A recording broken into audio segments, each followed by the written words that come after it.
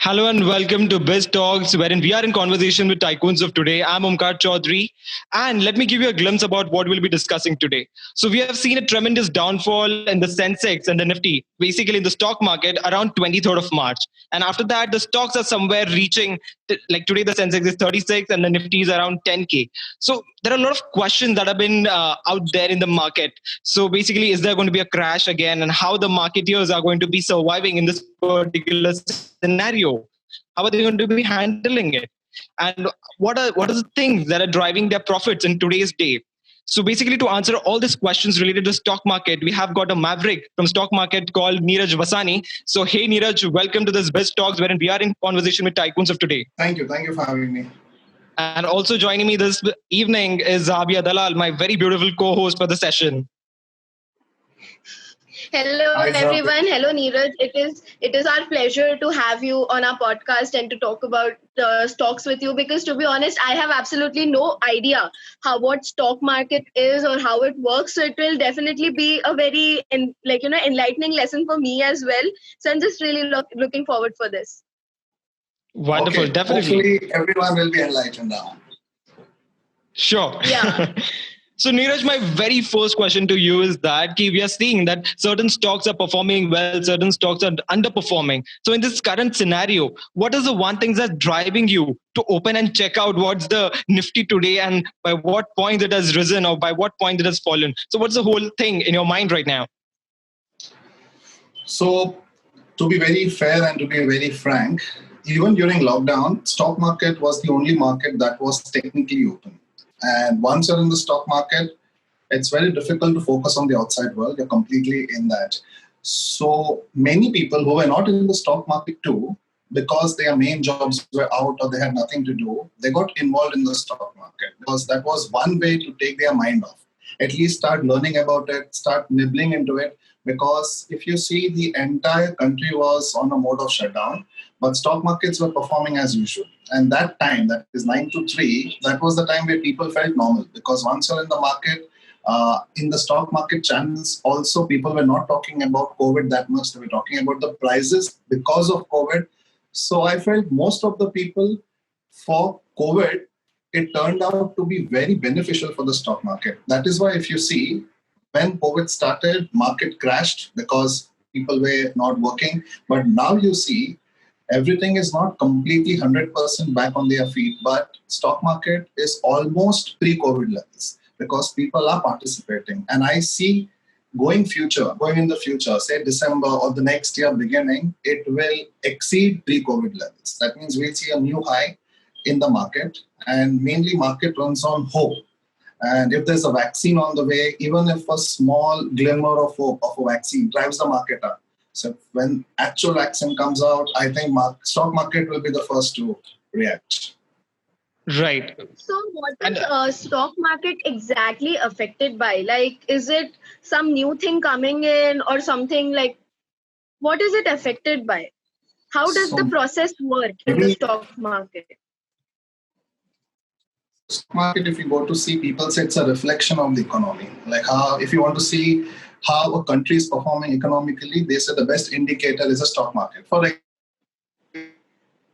example, how vitals. With that vitals, we come to know whether the human want to see whether the country is growing financially. The first indicator they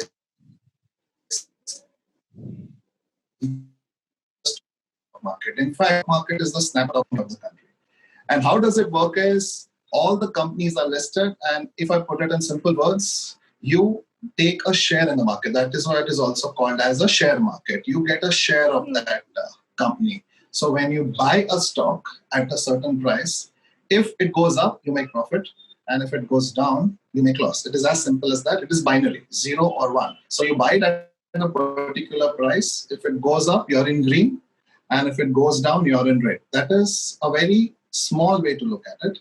But generally, there are a lot of indicators and factors which factor in over there. But for a normal person, the people who trade look at the price they bought it, and after that, if it goes up, they sell it, book their profit. If it goes down, they hold on, or it's a loss. It's a very simple game. Many people call it gambling of sorts, because ultimately you're relying on the market to perform up or go down. Right. So there are a lot of theories against it. I have given many talks that it is not a gamble, but stock market never fails to surprise everyone. So yeah, so this is a snippet of the stock market. Well said. Right. Well said. And the very next question that I have is that when we speak about around 23rd of March, we incurred a lot of loss. There was a crash, ultimate crash in the market that was seen. So what was the first thought that came to your mind? So like, how did you deal with that entire scenario? I am a very impulsive kind of a person. I went crazy. For me, it was like a one-day sale. Like you see how the teenagers run around in the mall when there is a sale. For me, it was like I want to shop and there's 50% off. Completely. I went berserk. I feel the maximum trading or the maximum purchases I have done from March 15th to March 29th. Because I'm optimistic about the market. You do that when you're sure that eventually the market will bounce back. And every fall, if you see seasoned stock market investors, every fall, they rush and they buy the stocks because it's too good to resist. It's too tempting. And if you want something, and if it's on 50% sale, it's all the more reason to go and buy it. So I think March end, the people who went out and bought stocks were all seasoned investors, and all the new investors who were a little skeptical, I think they missed the rally. They missed it completely. They thought it's the end of the world, but that is how seasoned investors survive. They suck the blood out of the new people and take their money. Very modest way of putting it, you can say. Right, right. And I would say that what's your favorite candle pattern then in this scenario? My favorite candle pattern has to be always, it is called Morningstar. Now, candle pattern mainly comes from your technical analysis because it looks Right. like a candlestick. We divide a graph, for the people who do not know, you divide the graph into a candlestick. Each stick looks like a candle. And in Asia, people used to predict, like how in India we have astrology. Similarly, they have something called financial blood test report candlestick pattern, where looking at the graph, they predict. Mine is the Morningstar, where if you look at the candlestick, it looks like the pole star, after which the stock market will rise and then eventually fall. But I think there are more than 92 candlestick patterns, and the new stock market investors give their own names to it. And the last, I think, 15 to 16 are all Indians who have given their names. But my favorite remains Morningstar. Morningstar. All right. Wonderful, wonderful. So, Yes, if I'm Zavia. being honest, Omkar, Niraj, like I had absolutely no idea what you guys were talking about, because like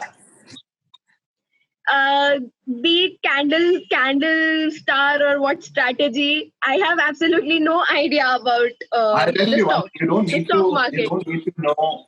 That's the very good thing about the stock market. You don't need to know anything. You can Okay. start with 500,000.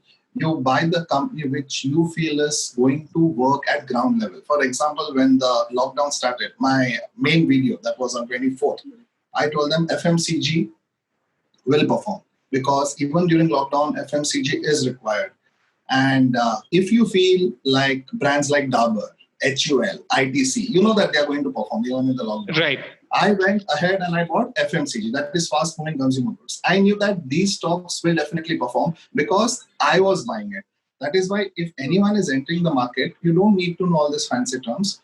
You just analyze your day from morning to evening, see where you are spending money, on what product are you spending money.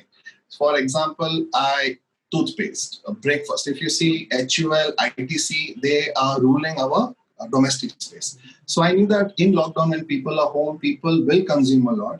And if you see all these stocks, they rallied.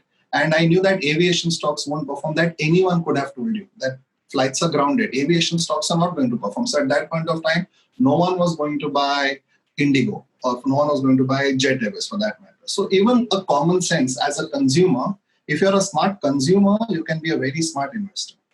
So that is what majority of the people don't even know the fundamentals. They don't even know the full form of a company. When we talk about HUL, ITC, they're like, we don't know, but they make the maximum money out of it because they know that this is performing. And many people whom I know, they go to the supermarkets, they sit there, they see what people are buying and which brands are working, and they replicate it in the stock market. So many people have their own way of buying.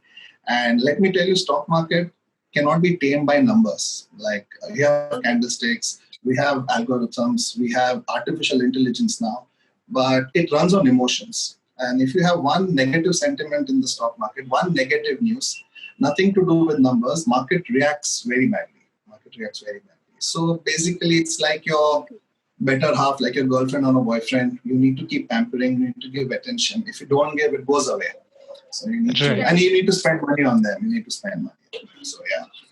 Yeah. And Neeraj, once you said about this aviation industry, talking about Indigo shares or the aviation industry which is out there, which will be underperforming because there are no flight journey that have been taking place. On the similar note, there is IRCTC, there is Railway Nigam, Rail Vikas Nigam, and the railway shares which are seem to perform better today. Like it's almost a journey from, it had been to 800.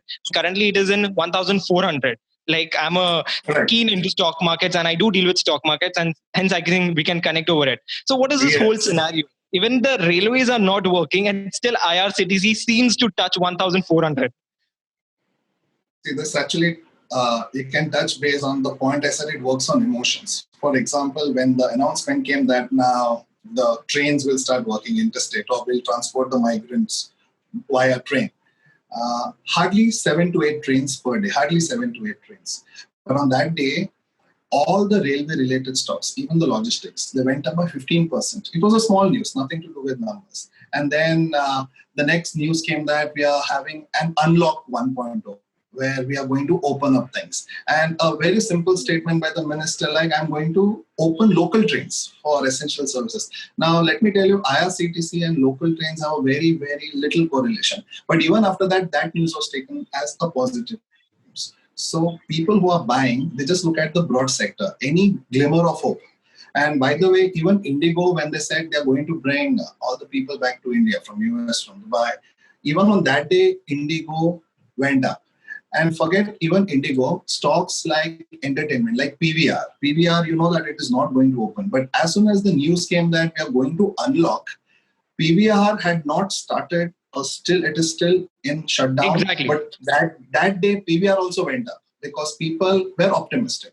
And there is a saying, I think a very famous saying, like hope is the biggest hope, bigger than the Pope. That applies in the stock market very well. Exactly. Because similarly, what you said, PVR had a journey right from 900 and right now it's dealing with above, I think, 1,000. Today it's like 1,100, if I'm not wrong. True, just 70 to 80 bucks off or the delta from the pre-COVID levels. So ultimately, the 3 to 4 months of lockdown, people's sentiments, and if tomorrow, if PVR opens, by the way, if tomorrow there's an announcement that malls can open or food courts can open, PVR will hit the upper circuit. It'll hit the upper circuit at 9 o'clock itself. So it's all on sentiments. You can play it based on numbers as well, but then it doesn't become fun. It becomes a mundane activity. And that is why many people don't enter the market, because they think there's a lot of number crunching. It's only for statisticians, like scientists. It's a lot of math.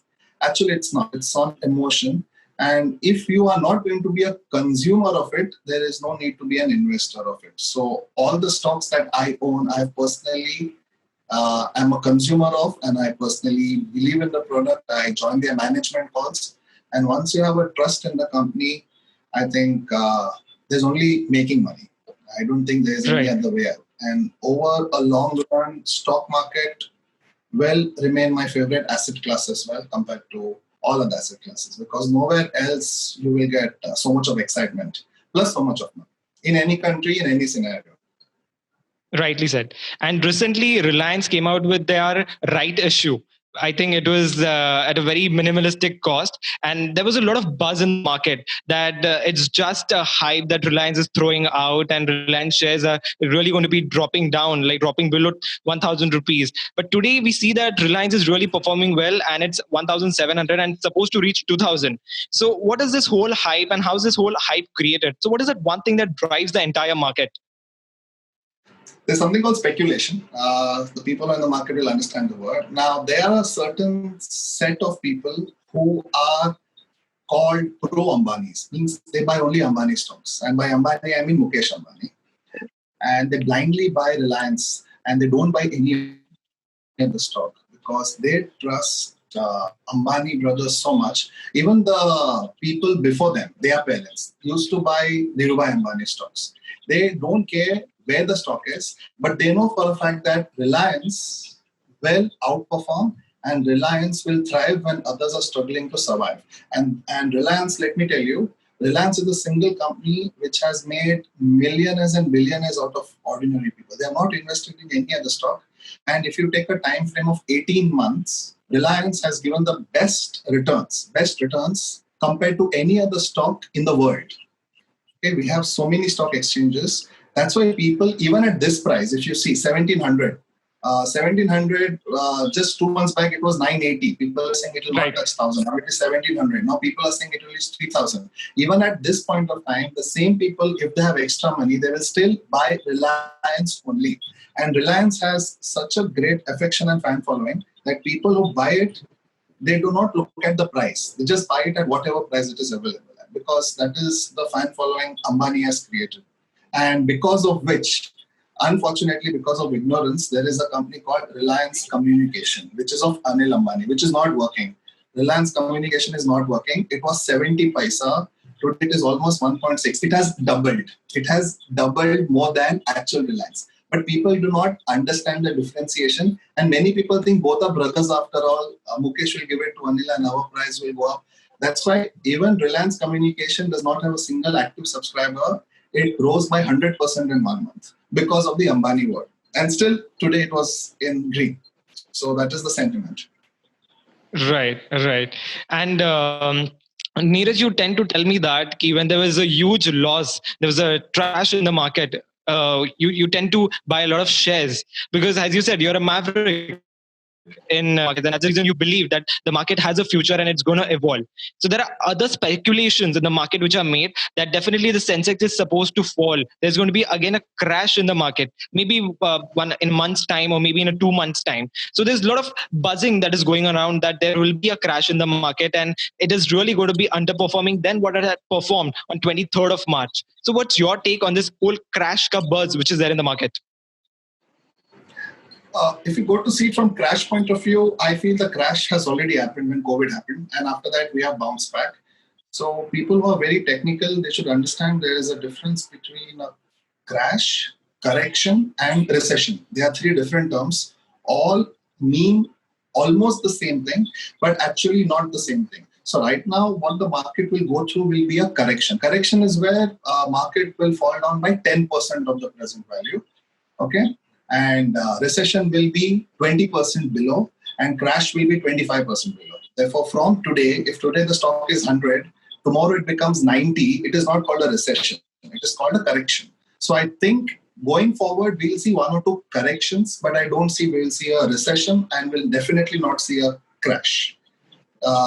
And if COVID hits again and if there's a lockdown, we'll see a series of corrections. But when the stock market goes down like it did in March, many people come out and buy it again. And you know the stock market, when people buy, it goes up anyway. So I don't think people will allow the market to go down now.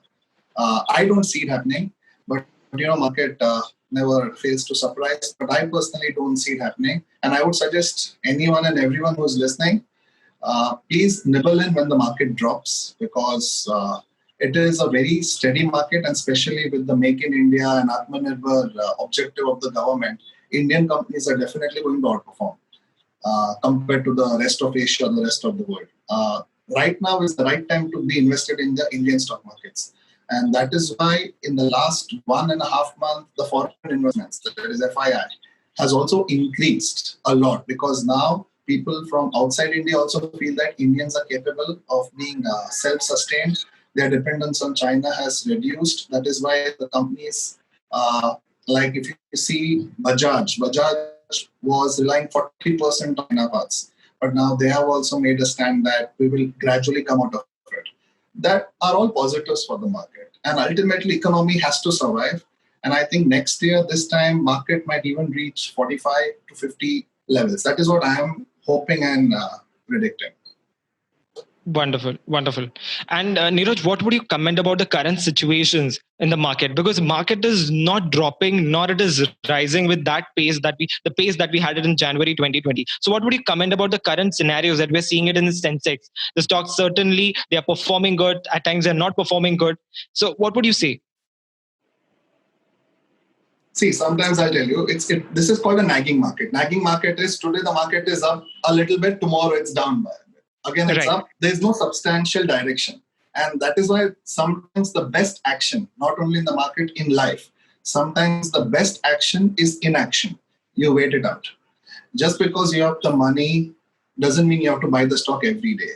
Many people wait 6, 7 months, 1 year, 2 years to get their price. And once that price comes, they just pounce. For example, on March 23rd, March 24th, many people were waiting since Jan for this correction because from Jan, people were aware that there is a virus. They did not buy anything in Jan and Feb. But as soon as the market crashed, they bought everything in a single day. You have to wait for that particular moment. That is why right now, if you see market goes up one day and whatever gains it has, it loses in the next day. So many people, actual seasoned investors, they sit on the sidelines. And if you see, all the experienced players always sit on the sidelines. They never go to the center because when there is a stampede, people at the center get stamped and people who are at the edge, they run away. So all the seasoned investors wait at the edge and watch all the amateur investors go to the center. And if there is something to pick, they go. But if there is a stampede, they are the first ones. So they often escape unhurt. And there's also a saying in the market, either it is Tare Zameen Par or it is Sare Zameen Par. So it is either one. So in both the cases, you have to perform whatever. And there are other slangs also like Nifty. We have Nifty, the abbreviation of Nifty. People say no income for this year. So that is one when the market is not performing. But those are the things. But I'm very sure people with deep pockets are still waiting for one more correction. And Right. when the correction comes, I think they will again pounce. And I'm very happy because many college students, not only college students, many school students have entered the market now. They are so interested. And this interest was not there when I was studying. When I was studying, I think I was the only one interested in the stock market. Now people are interested. They want to invest. They want to learn. Even if they don't know, they are aware what is the stock market, what is Sensex, what is Nifty. And I think the new population of India, the youth, they definitely, everyone will invest at least 10 to 15% of their income in the stock market. Definitely. Otherwise, you're going to lose out a lot. Right now, the stock market participation from Indians stands at 8 to 9%. Only 8 to 9% of Indians invest in the stock market. So we have Right. around 90% of people who will invest now. So I only see one way for the stock market. So I think that is up. Right. I was supposed to come to that point about only 8 to 9% of Indians investing in the stock market. So before we touch that particular point, there are like two shares that I want to speak about particularly. Talking about the government sector that we have got coal, we have got BHEL, we have got BHEL, Bharat Heavy Electrical, then we have got Electricals and Coal and GAIL India. So basically, what would you speak about the government sectors? Do you think that there will be a considerable, a tremendous rise because of that whole concept which has been given by a respected Modi ji about the Atmanirbhar and Make in India? So before Modi came, not being political, purely from an economic lens, government stocks were not preferred because people said that government stocks give returns equal to or less than the fixed deposits. And many people always invested in private sectors. And in government sectors, there is something called Navratnas. Navratnas are the nine big PSUs, public sectors. So like you said, GAIL, BHEL, there is something called NHPC, NTPC also, which is National Hydro. Now, let me tell you, government stocks right now are looking more positive than the private stocks. And if I were to suggest someone as a financial advisor, if you're investing 100 rupees in the stock market, 60 would be in private and 40 would definitely be in government. But if you ask any financial advisor from the 80s or from the 90s, they would say 90-10 because they feel government sectors are sideways. You know, there is upward movement, there is downward movement, and there's something called sideward movement. We're actually not going anywhere. We are just having the returns equivalent to a bank deposit. But now with the push I feel, for example, NHPC, that is National Hydro, it is water, and with the push for renewable energy. And let me tell you, NHPC, a very strong company, it is only 20 rupees right now, 20 rupees for one stock. And if you look at the government report, they're expecting it to be 50 within the next 1 year. But since it's a government company, people are like, no, it will take time. And I am saying that even if it goes ahead slowly, the dividends that the Navratnas are giving right now are excellent. For that matter, even Shipping Corporation of India right now is looking good. Manganese, MOIL is also looking very good. Even in the power sector, REC, rural electrification. So I think in government, and there's something called an index, PSU index. So I think right now, government stocks are looking very, very attractive. Not only direct government, indirect government stocks like State Bank of India. Not direct government, they're public sector, but are ultimately under the wing of the government. Even SBI, which was considered a very, very slow bank. I think everyone has seen memes on SBI, how slow they perform. But in the digital race, they are as good as a private bank right now. So my suggestion or my recommendation would be government right now looks more tempting than private. Right. And the inevitably example that I can quote over here is of thing Bharat Heavy Electrical, which was almost like 19 or 20 rupees, and currently it is trading at 36 and 38 rupees. So I think it's naturally very organic, and inevitably we can just state it out. Also, there's So one even Indian Oil interesting. Corporation. Right. And also, most important stock I really want to speak about is Yes Bank, which has hit almost like 5 rupees from, I think, a 3-digit number that it had.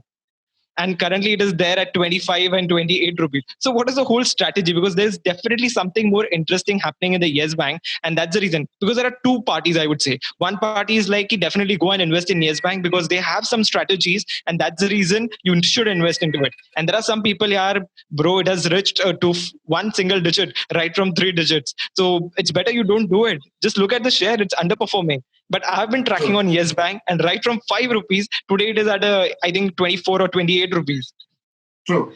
So what's the whole thing Yes about Bank, it?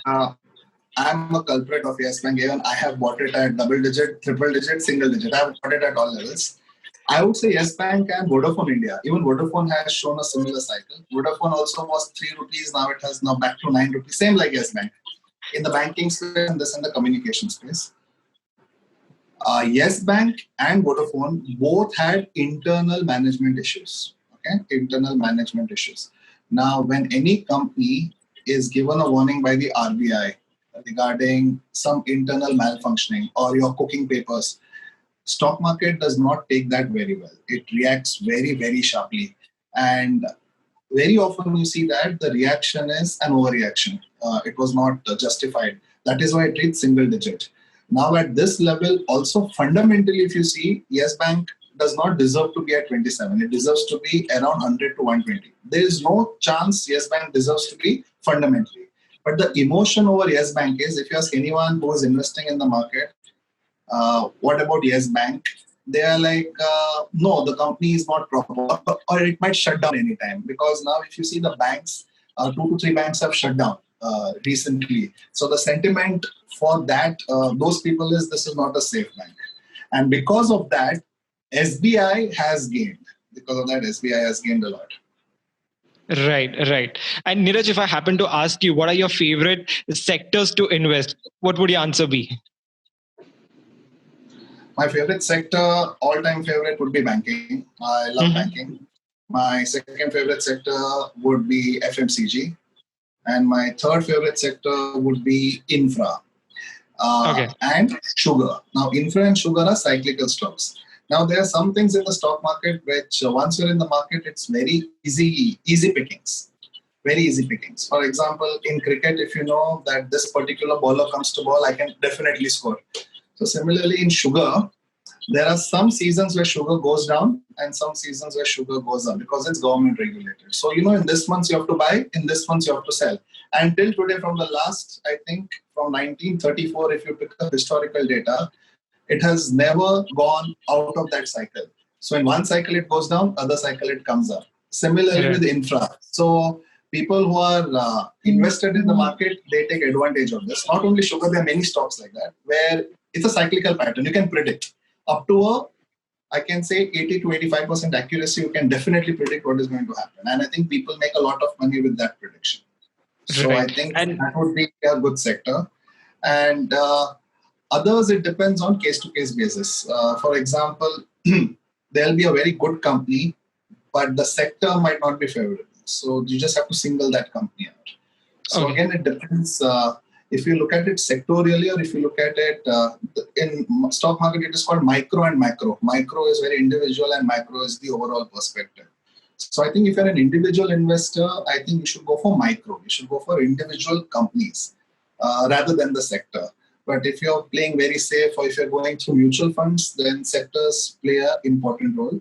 But if one sector which never fails to surprise or never fails to bounce back is the banking sector. And I would put my bet on banking. And I would never ever invest in aviation, even when the time is right or right. Even without COVID, I never invest in aviation. That is one sector I am always out of. Under no given circumstances, I would buy aviation. All right, all right. And also speaking about gold sector, like there are so much of gold equity stocks which are out there. It's talking about PC Jewelers, which was almost out there like 11.35 rupees, and currently it's there at 17. I mean, the markets are not have opened, but still there is an increment in the stocks. So what's a quick brief would you give about it? So gold, I would suggest gold should be a part of your portfolio. Definitely. 10% to 20%. Usually it is 10%, but I would say gold has to be 20% of your portfolio. But in gold, not in the stock market. You invest in gold through ETFs, exchange traded funds, or you have a gold mutual fund which invest in ETF. Or if you are very particular, you buy physical gold, which is the least effective way to buy gold. But I would definitely buy gold via the ETF route, which is pure 100% gold, and it is gold, not with any underlying company like PC Jewelers. And there are some companies which are related to finance and gold both, like Muthoot Finance, Manappuram Finance, which are actually financial companies, Right. but they rely on gold. They have made a lot of money. I personally, in gold, I don't invest in companies investing in gold, or they are selling gold. I directly invest through ETF. And I think that is the better way to do it. And let me tell you one other secret about gold. Gold and stock market always have an inverse relation.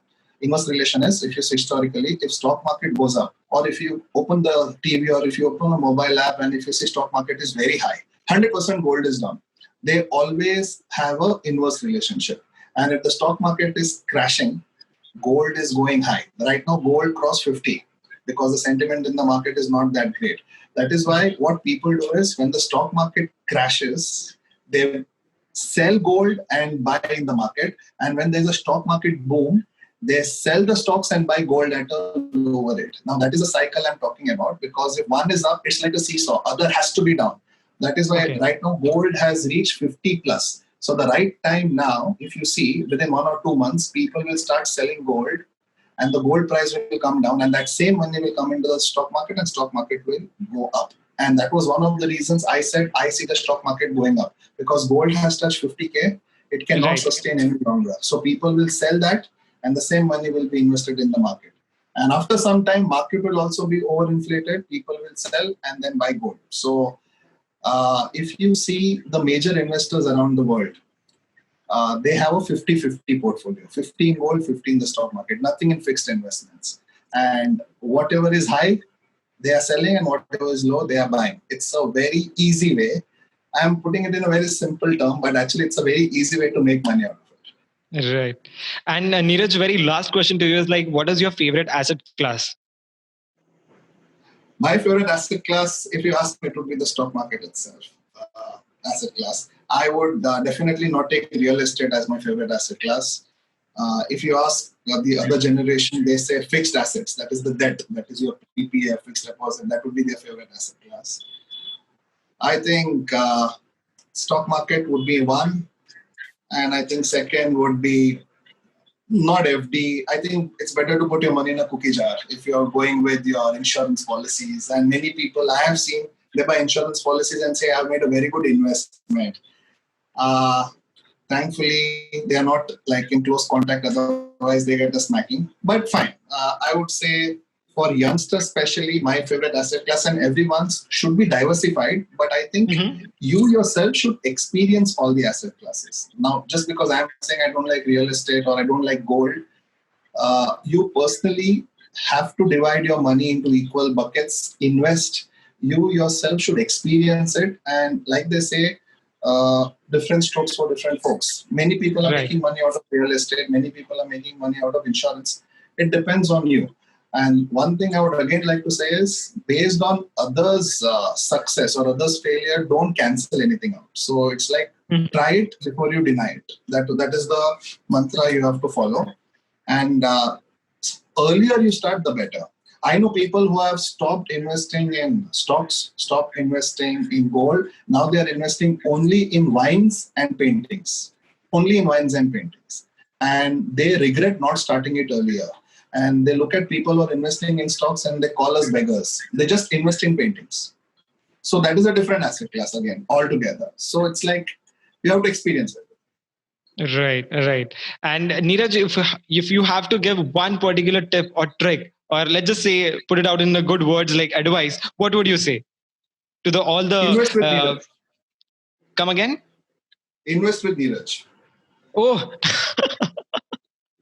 wonderful. But something that you would really like to tell us, all the upcoming generations who are looking forward to the stock markets, like definitely there is a PE ratio that we look forward to. Then there are other sites that are helping us out, predicting or speculating whether the stocks are going high or low. But apart from that, one thing, I think you tend to reveal one secret about the inverse relation that we have with the stocks and with the gold. But apart from that, something if you could reveal about how to go ahead with it, how to just put a first step out in the market. Okay, so I will tell you the things that I have learned, which I would have known earlier, I would be better off. First thing is, don't wait for others to help you, to guide you. Don't procrastinate, okay? For example, people who want to invest in the stock market, they often tell, I have to create Demat account, I have to create trading account. After the lockdown is over, I'm watching it, I'm analyzing it, I'm reading novels about it. I will do it, but not now. Now, so many excuses. And my first advice is, don't wait for anyone for anything. You start on your own, people will follow. And the second advice is, start early and fail early. If you fail early, you have a lot of time to cope up. And always try different asset classes. Okay, and there's no one formula. And one more thing, one more secret is, don't go too much into the numbers, like your PE ratio, the forward margin, the graphs. Because if you go into that, and there is a saying in the market, if you study a company deep enough, no company is worth investing, because no company is perfect. So either one ratio is good, other ratio is bad. It is like saying, if you wait for all the lights to turn green before you take your car out, you will be stuck in your garage. So you take your car out, you explore. And one more suggestion would be, don't put all your eggs in one basket. That, I think that's a very multi-baggered share. Yeah, diversify. But get first-hand experience. I know people who still buy gold coins. They don't trust ETF. They don't trust paper gold. They trust physical gold. And every night they touch it, they feel very happy. That's their emotional attachment. You do it. Whatever makes you happy, whatever helps you sleep at night, you please do it. And if you lose money, don't worry. It's not the end of the world. You can always earn it back. And in stock market, my suggestion to youngsters would be, don't go up and down with the market. For example, youngsters who are studying, they have the stock market app open, 9 o'clock, 10 o'clock, 11 o'clock. Their mood depends on the market. You invest it and you forget it. You don't have to go up and down with the market. You look at it once a week, once a month, but don't go deep into it. You invest it and then you take it passively. Wonderful. I think it was quite a fruitful session. Zabia, what say? I think you must have learned so much more about it. Yeah, definitely. It was a very informative session for me, because as I said, I had absolutely no idea how stock market works or how it goes up, down. For me, it is alien language, to be precise. 99% of the people do not know how it works, but still it works. For me, it was very informative. It was definitely a very nice session. I had a good time. I definitely had a good time. I'm sorry I did not speak much, but yeah, it was a very good session, definitely. All right. And all you beautiful audience out there, it was a wonderful session with Neeraj Vasani. Thank you so much, Neeraj, for joining us today. Thank you. Thank you, both of And you. definitely, I also had a very good time. wonderful. Thank you so much. And I think we discussed everything, right? From which sectors do we invest into, and what's Neeraj's favorite asset class, to what's his favorite candle pattern, that's the morning star. And definitely, it was naturally, organically, inevitably the best session I could ever had when it comes to speaking about stock market. So thank you so much, all you beautiful people out there, for joining us today. Thank you so much.